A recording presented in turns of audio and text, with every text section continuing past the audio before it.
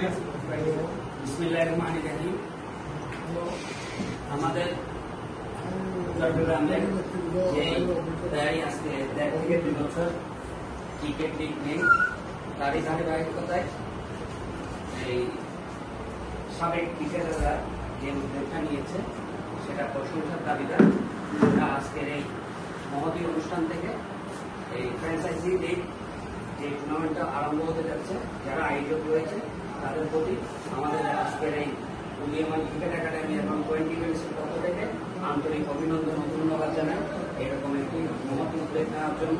যে খেলোয়াড়রা অনেকদিন এই মাঠে ছিল না, সেই উপলক্ষে আজকে এই আমরা এই 20 ইভেন্টস আজকে আমাদের এই টুর্নামেন্টে অংশগ্রহণ করতে যাচ্ছে।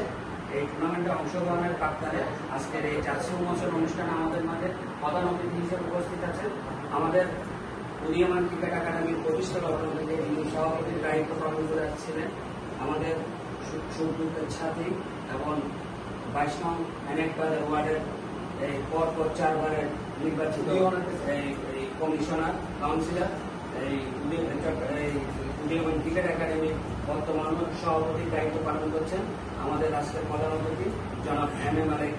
এই আঙ্কেলকে আমি আন্তরিক অভিনন্দন ও ধন্যবাদ জানাই।